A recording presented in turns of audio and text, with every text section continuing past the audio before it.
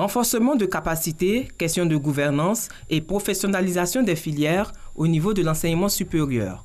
Ce sont là quelques points autour desquels sont réunis les membres du conseil d'administration du partenariat pour le développement des compétences en sciences appliquées, ingénierie et technologie, PASET.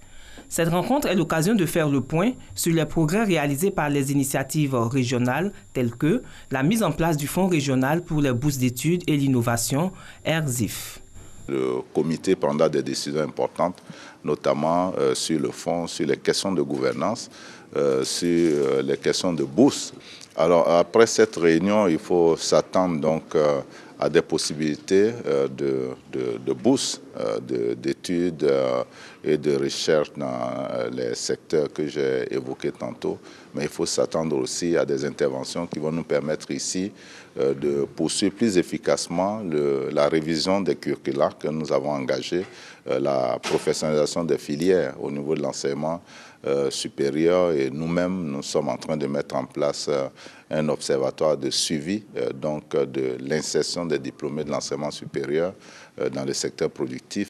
Lors de cette première journée de ces assises, qui vont durer 2 jours, la nouvelle présidente du conseil d'administration du PASET a été désignée par acclamation. Il s'agit de Amina Mohamed, ministre de l'Éducation du Kenya. De plus, le Conseil va examiner une stratégie pour mobiliser davantage le secteur privé afin de soutenir les objectifs du PASET à travers l'appui à la formation, la recherche et l'innovation. Se repositionner parmi les grandes nations de football dans les 15 années à venir, tel est l'objectif principal de la Fédération ivoirienne de football. Pour parvenir à cet objectif, le projet C-Jeunes a connu le jour. Jean-Marc Guillou, initiateur, espère accomplir au mieux sa mission, comme ce fut le cas avec l'Académie Mimosivcom il y a quelques années. En effet, ce projet prend en compte les jeunes garçons et filles âgés d'au moins 8 ans, regroupés par catégorie de poids. La phase pilote du lancement officiel s'est faite le 31 juillet 2018. La commune de Marcory a été choisie pour le coup d'envoi de l'enrôlement qui démarre le 10 août 2018.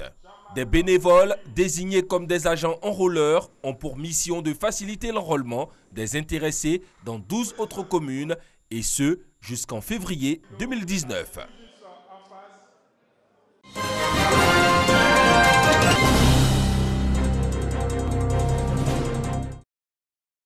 Le pagne tissé à partir d'un métier. Cet attelage traditionnel dont la maîtrise se transmet par génération et qui permet la création de figures qui dans la vie sociale ont toutes un sens. Mieux connaître le pagne baoulé. Depuis 3 éditions, 2 localités phares dans la fabrication du pagne baoulé en font la promotion. Bomizambo et Kondé Yaokro sur l'axe Tiebisuyam-Sokro. Ce rendez-vous culturel, le Tiendan Festival sera à sa 4e édition.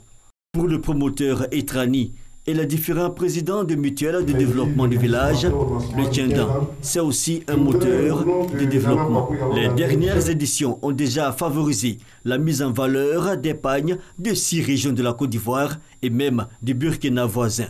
Le Tiendan, c'est un prétexte aussi pour permettre aux nouvelles générations de découvrir le sens du symbole, réflexion autour du pagne, jeu concours de meilleurs fabricants, une palette d'activités. Le Tiendan Festival, 4e édition aura lieu du 16 au 19 août à Bomizambo et Kondé Yaokro, 2 villages qui perpétuent les valeurs traditionnelles et culturelles de la tribu Bomi.